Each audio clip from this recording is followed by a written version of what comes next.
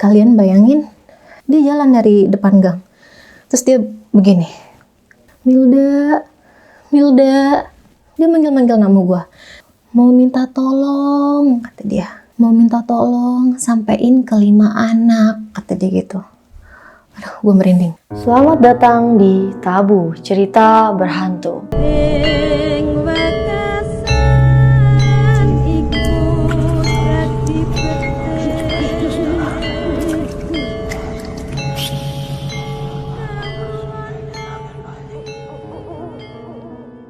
Assalamualaikum warahmatullahi wabarakatuh.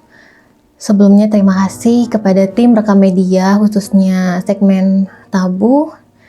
Di sini dengan gue Milda menyapa kalian sahabat misteri, di mana malam ini gue akan menceritakan pengalaman mistis yang menurut gue nih paling epic dan di luar nalar gue pokoknya. Di mana kejadian ini gue alami sekitar 1 bulan yang lalu, berarti antara akhir bulan Maret atau bulan April 2021. Nah, sebelum masuk ke inti cerita, sebelumnya ini nih gue kayak abis nongkrong gitu di daerah Citraraya. Di situ gue sama suami gue naik motor dan baliknya itu kita memang kemalaman, jam 11 malam kurang lebih waktu itu. Dan karena udah kemalaman jadi bingung nih mau lewat mana ya dari Citra ke Serdang gitu kan. Sampai akhirnya kita mutusin ya udah kita motong jalan aja deh ke perumahan-perumahan gitu kan. Nah, ketika motong jalan ini nggak sengaja ngelewatin area pemakaman, dimana gue juga baru tahu tuh ada pemakaman di daerah perumahan itu. Pemakaman ini kalau menurut gue ya terlihat tidak terurus sama sekali. Karena apa? Gue ngelihat jadi dia ada pintu kecil. Awal ngelewatin pemakaman ini dia ada pintu kecil, terus gue bisa lihat ke dalam kan. Di situ tuh ya berantakan deh pokoknya, kayak ada bekas-bekas pembangunan ya, mungkin berantakan karena masih dibangun juga. Kalau yang gue dengar sih di daerah situ ada terkenal dengan makam mungkin setingkat wali, tapi ya wallahualam ya gue nggak tahu. Tapi ini karena gue orang sini, jadi gue sedikit tahu makam Mualim Ahmad. Tapi gue nggak tahu nih dia ada di makam itu atau enggak. Sedangkan di makam itu tuh kayak ada pembangunan buat ziarah gitu loh, kayak apa plafon-plafon untuk para peziarah. Tapi yang kayak dikhususkan di makamnya gitu. Gue tuh lihat di situ. Pikir gue oh apa ini ya Mualim Ahmad atau bagaimana? Itu gue nggak tahu deh pokoknya. Nah, setelah melewati situ, jadi kayak di sini makam, gue jalan menyusuri si makam ini. Ternyata di samping makam ini tuh dia nggak dikasih tembok. Makamnya ini bukan makam Chinese, TPU biasa, tapi nggak ada dibatasin tembok, bener-bener blank gitu. Ini makam, terus kali kecil, di sini baru perumahan. Jadi kayak gue tuh sama suami gue bener-bener melewati jalan pembatas, sebelah kiri makam dengan keadaan yang terbuka gitu aja, nggak ada dibatasin tembok. Sebelah kanan gue nih perumahan gitu. Menurut gue ini lumayan agak serem sih makamnya, karena ketika lewat situ tuh udah sekitar jam 11:30-an dan kondisi sepi juga waktu itu. Sepi, bener-bener sepi. Jadi kayak gimana ya, kesan creepy-nya tuh kayak kebagi dua. Kalau gue nengok ke kiri ya horor, ke kanan ya udah aman karena perumahan gitu. Cuma ya di area pemakaman itu atau di jalan dekat makam itu gue tidak menemukan apapun.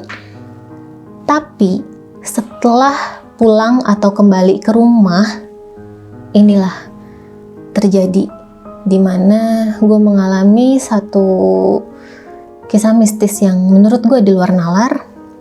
Jadi nyampe ke rumah itu kan sekitar jam 12 malam lebih ya.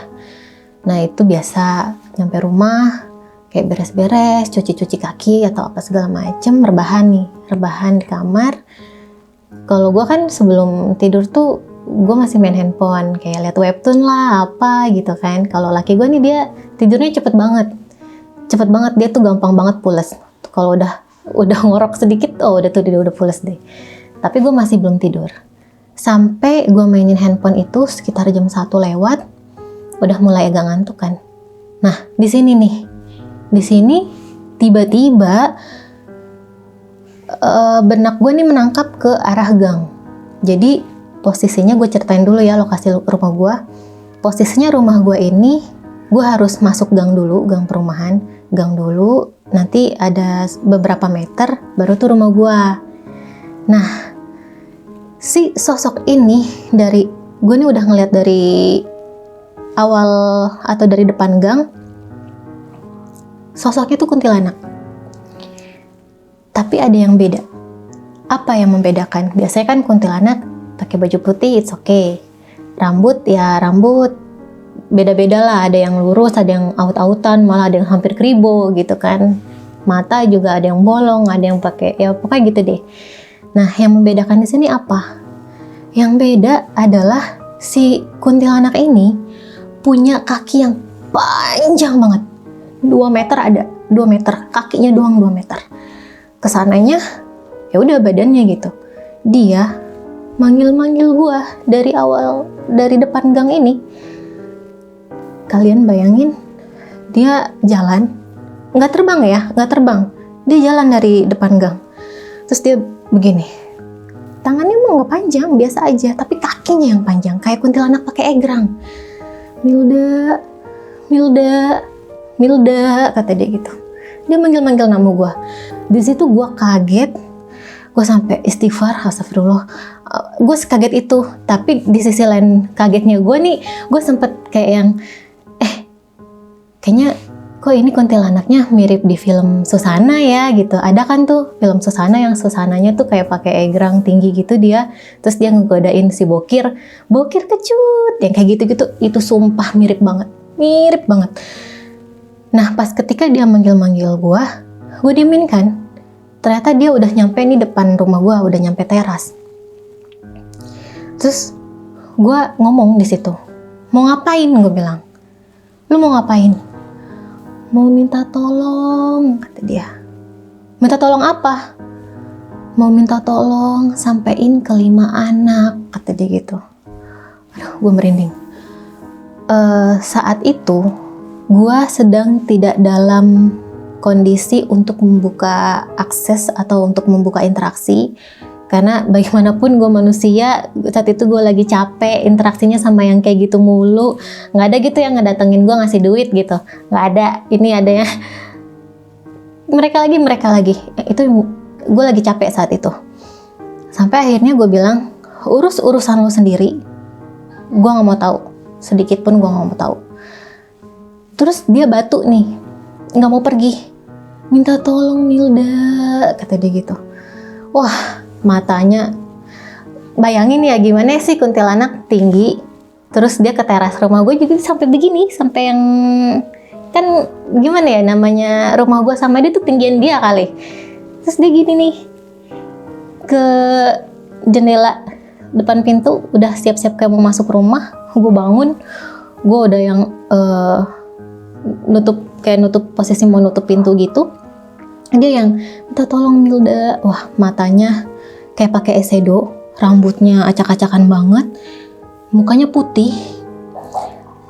Seumur-umur baru dia yang benar-benar nampakin real seluruh wujudnya gitu, dari ujung kepala sampai ujung kaki tuh ke gua baru dia doang. Yang lain tuh kayak paling cuma setengah badan atau ngebelakangin gua, jadi gue cuma ngeliat belakang rambutnya doang atau punggungnya. Yang lain tuh pada kayak gitu, tapi dia doang yang seberani itu gitu. Terus karena gua nggak membuka akses, gue tutup pintu. Gua nggak mau dia menghalangi pintu gua dengan tangannya.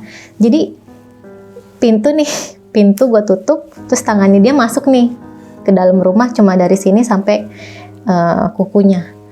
Itu tangannya benar-benar yang putih pucet gitu, benar-benar kayak badan dikasih formalin.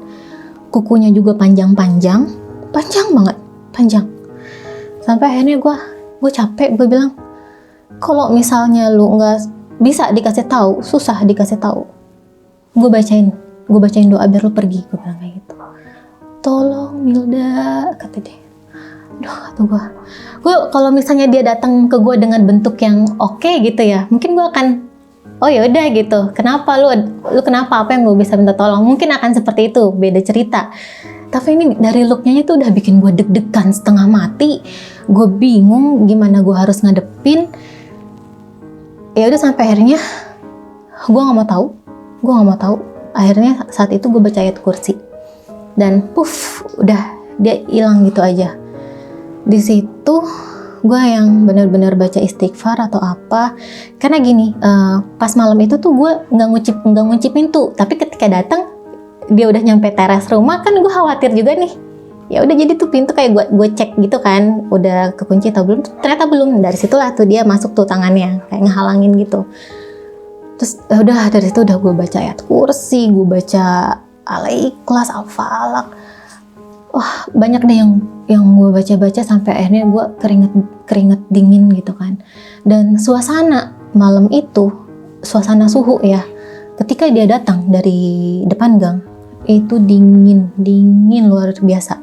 Sampai yang gue pikir, kenapa nih ya? Perasaan gue nggak pasang AC gitu kan, yang ada kipas, dingin banget. Tapi setelah gue baca-baca, itu suhunya tuh udah normal lagi. Biasa kayak panas-panas mau hujan kayak gitu tuh, aura dinginnya tuh udah nggak ada lagi. Di situ sebenarnya gue ada mikir, ini sosok ini dari mana gitu, dari mana? Karena gue kan di rumah ini hampir 3 tahun, gue tidak pernah melihat sosok itu sebelumnya gitu. Terus gue mikir, apa ini yang dari pemakaman ngikut gue tapi gue nyadarnya telat?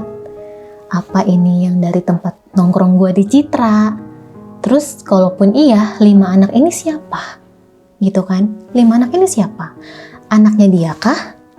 Atau anak-anak di gua gitu? Gue kan belum punya anak. Gue bingung kan mikir 5 anak. Yang ada gue mikir anak-anak. Adanya anak-anak di YouTube gue gitu. Di teman-teman YouTube gue. Memang ada 5 orang kalau in frame waktu itu. Cuma ya itu tadi, gue balik lagi, oh kan gue juga nggak buka akses. Gue nggak nanya juga ke dia maksudnya apa. Jadi ya udahlah, kasus misteri ini close gitu aja gitu tanpa gue tahu ini kenapa. Dan setelahnya 2 minggu kemudian ini gue baru ingat. Jadi gue ke rumah kakak gue kan, ke rumah kakak gue. Di situ kakak gue ada tamu nih, ceritanya namanya Teh Intan. Teh Intan ini bisa dibilang orang bisa dalam tanda kutip, tapi setiap orang bisa kan kayak punya metode yang beda-beda gitu ya, punya cara yang berbeda untuk mereka berinteraksi dengan makhluk halus. Teh Intan ini dia tukang urut, masih muda sekitar umur 30-an. Nah kalau dia lagi ngurut terus kita ketempelan tuh dia tahu tuh caranya dia, ya paling dia cuma begini doang, kayak apa sih, kayak apa ya, kayak toel-toel badan gitulah. Gue nggak paham lah itu ngurut atau apa, tapi dengan di toel-toel itu nih nanti si pasiennya tuh jadi yang kayak ngejerit gitu, teriak-teriak. Teh Intan tuh gitu. Sampai akhirnya wah, sharing dong gue sama yang ngerti juga gitu. Teh, gue kemarin ngalamin ini, gue bilang gitu. Terus kata dia, itu dia mau minta tolong sama lu, kata dia gitu. Tapi lu nya udah nutup akses. Ya gimana gue nggak nutup akses, Teh, gue bilang. Looks-nya aja tuh kayak gitu, bentukannya aja kayak gitu yang bikin gue debar-debar atau gimana. Biasanya gue kalau ngeliat kuntilanak terbang, udah terbang aja gitu, nggak pernah yang mau nampilin muka, nggak pernah yang bener-bener se-close itu gitu, se-close itu. Dan cara dia datang tuh udah bikin gue begidik, udah bikin gue merinding. Lu bayangin gimana rasanya dipanggil dari depan gang dengan sosoknya dia yang tinggi, manggil-manggil, Milda. Gue juga bingung kenapa dia bisa tahu nama gue gitu kan. Udah nggak habis pikir, makanya ini yang gue bilang di luar nalar. Tau gue nggak ada berasa kenalan sama sosok seperti itu, tapi dia tahu nama gue, nggak paham lagi gue. Jadi itu ceritanya terputus, atau gue nggak nemu jawabannya karena memang gue tidak membuka interaksi, gue udah case close. Dan menurut gue itu yang paling epic yang pernah gue alamin, karena baru dia doang gitu yang benar-benar nunjukin wujudnya seperti itu ke gue.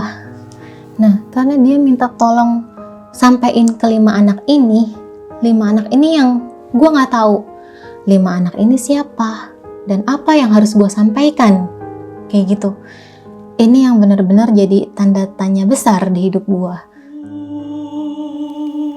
Kenapa mereka sampai hadir? Halo Mbak Milda, Iya, halo. selamat malam. Malam. Sehat? Alhamdulillah baik. Terima kasih sudah mampir dan mau bercerita di Tabu. Mhm. Oke Mbak Milda, tadi gue udah sedikit ada yang gue simpen, nanti bakal gue ceritain ke Mbak juga. Oke Mbak Milda, tadi gue udah mendengarkan semua cerita Mbak. Serem sih kuntilanak. Dan gue tuh paling benci kuntilanak. Iya. Dan gue gak kebayang kalau jadi lo yang hadapan banget. Dan gue juga sebenarnya udah menyimpan beberapa pertanyaan yang mungkin akan gue tanyain nanti. Sekarang mungkin kita akan sedikit bahas ya, yang kenapa sih kuntilanak ini bisa menghantui Mbak Milda ya, bisa disebut menghantui. Bisa. Mungkin Mbak Milda ingat-ingat? Kalau untuk ini kan gue juga sama nih nge-breakdown nih kenapa gitu kan. Apalagi 5 anak nih yang menurut gue kata-katanya tuh ambigu gitu kan. 5 anak apa? Anak-anak kecil.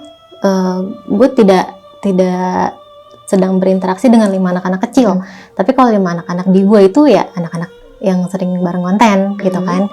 Nah ini memang awal-awal. Jadi gue emang ada konten YouTube juga. Dan itu metodenya tuh kayak ngerosting makhluk astral. Jadi kayak dimasukin kayak ada mediumisasi dan kita merosting, tujuannya apa? Biar yang penonton nih nggak takut gitu kan. Tapi memang di video awal tuh 5 orang gitu. Ada 5 orang. Nah, kalau untuk kontennya sih banyak banget ya, gue juga udah sempet lupa banget. Tapi di balik konten itu memang nih kami sering banget berinteraksi sama kuntilanak. Ada salah satu temen gue tuh yang namanya, pokoknya gue nggak bisa sebut nama lah, namanya Skip lah ya. Pokoknya dia orangnya lumayan besar. Dia nih musuhan banget gitu share sama kuntilanak, bener-bener musuhan. Sampai dia pernah punya cerita, kuntilanak lagi duduk di pohon aja mau gue tabok, kata dia gitu. Nah dari situ tuh jadi si kuntilanak ini kayak berbondong-bondong nyari temen, terus kayak mau balas dendam, ngajar balik. Itu sih, cuma maksud gue kan si orangnya ini nih sudah tidak di Indonesia gitu, dia sudah tinggal di luar. Tapi kok berhubungan gitu, dia tuh udah dari awal tahun 2021 di luar Indonesia, tapi masih kok si kuntinya nih kalau memang gitu berhubungan sama dia, tapi kok masih ada gitu. Nah jadi, itu sih yang masih gua, mungkin kesini nih alurnya. Oke. Jadi maksudnya Mbak ini yang Mbak ini bikin konten sama teman-teman Mbak, yang satu ini nih yang benar-benar paling menurut Mbak ini paling barbar lah itu. Nah, dan Mbak yakin banget nih kalau Kunti ini mungkin sebab akibatnya dari dia. Iya. Ya namanya kadang kita kan terlepas dari semua yang kita ucapkan, kadang kita suka lupa. Iya. Dan gue juga di sini ngelihat sih Mbak, menurut gue ya, gue nggak tahu benar atau enggak, 5 orang yang dimaksud ini benar itu adalah dari timnya Mbak Milda sendiri. Nah di sini gue mau tanya nih, timnya Mbak Milda ini yang 5 orang ini ada nggak sih yang diganggu salah satunya? Nah kalau itu gue kurang tahu juga ya, karena kan maksudnya mereka juga ya udah bisa lah ngatasin gitu kan. Tapi gue ya sempet cerita aja sih ke anak-anak gue gini, tapi mereka nggak ada yang komen, oh iya nih gue juga nih keganggu, nggak ada yang kayak gitu sih.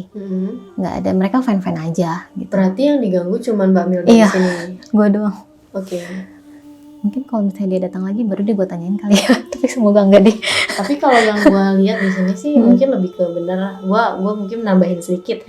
Kayak aku tuh Mbak bikin konten, teman-teman Mbak, dan mungkin bukan Mbak doang, gue, teman-teman semuanya yang mau kemanapun ke satu tempat yang kita bertujuannya pengen datang ke tempat itu penasaran atau kita mau membuat konten, kita mungkin lebih berhati-hati dalam berucap kali ya, karena mereka tuh makhluk yang tak kasat mata, yang kita aja nih kayak gue ketemu lu Mbak, kalau lu ngomong tiba-tiba gue ngomong kasar pasti lu tersinggung lah ya.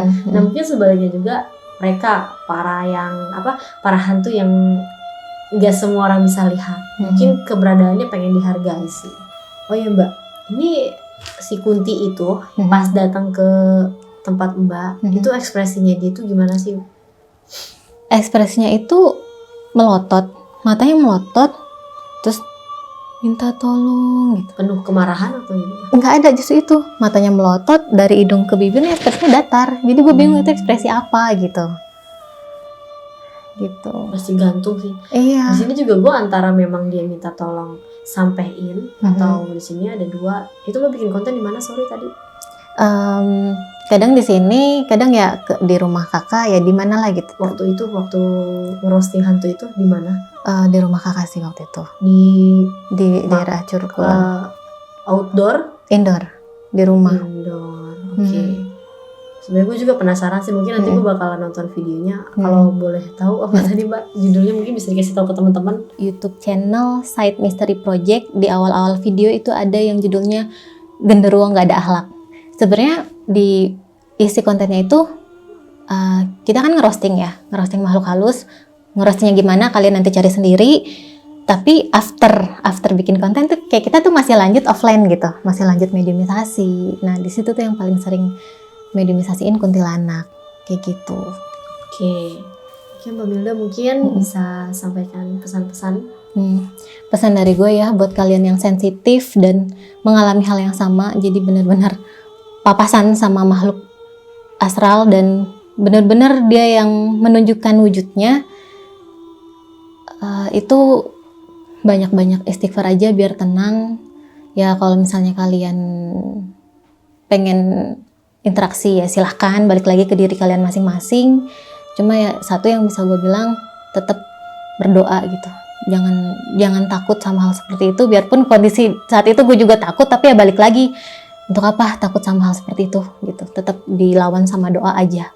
Itu aja sih. Oke, baik. Mbak Milda, terima kasih banget ya udah mampir di tamu di program gue. Sehat selalu dan salam sama teman-teman semua. Siap. Semoga di lain kesempatan kita bisa bertemu lagi. Ya, harus. Buat kalian semua, para viewers atau siapapun yang mau bercerita di Tabu atau di Saksi Misteri, kita sangat membutuhkan kalian banget karena kita nggak punya narasumber. Enggak gitu. Enggak gitu. Bingung lupa mau ngomong apa enggak. Buat teman-teman viewers semua atau siapapun yang ingin bercerita di Tabu atau Saksi Misteri, bisa langsung hubungi admin dari Rekam Media di nomor yang di info YouTube kita yang sudah tertera. Gue Sherly pamit undur diri, sampai jumpa di Tabu berikutnya.